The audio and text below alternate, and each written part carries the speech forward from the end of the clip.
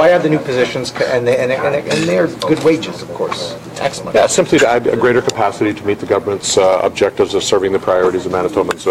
Executive Council always plays a role in helping the government move forward on its throne speech commitments, things to improve education for people, things to keep growing our economy, build good quality infrastructure, to ensure that we protect core services like healthcare.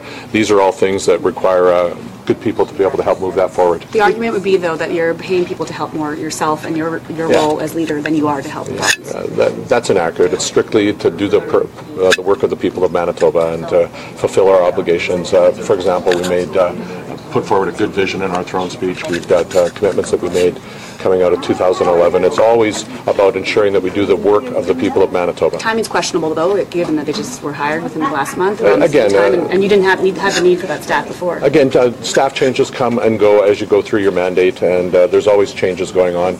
It's an attempt to make sure that we can provide the very best possible service to the people of Manitoba. Is the former chief of staff and the former director of CABCOM still on payroll?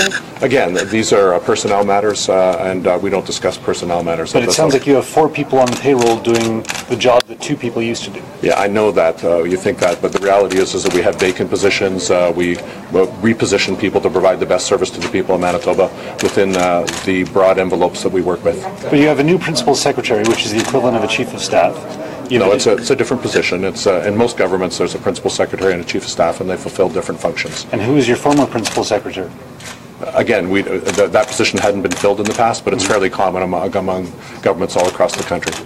Okay. And your deputy principal secretary seems to be replacing your former communications chief, the head of CABCOM. Is that not true? That position is still there. That individual is still functioning as the head of CABCOM.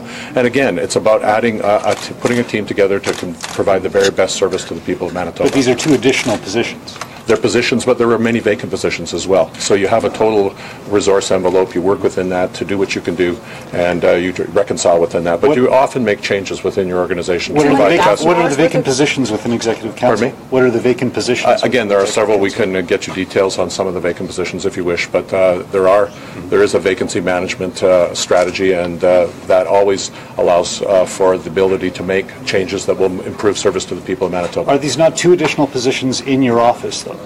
Again, Executive Council, all Executive Council is part of the Premier's budget, and within that we work within the resources we have to provide the best service to the people of Manitoba. Lost 2 people within the last year with salaries worth excess of $200,000? No, I'm saying that there are several vacant positions which allow for changes to be made.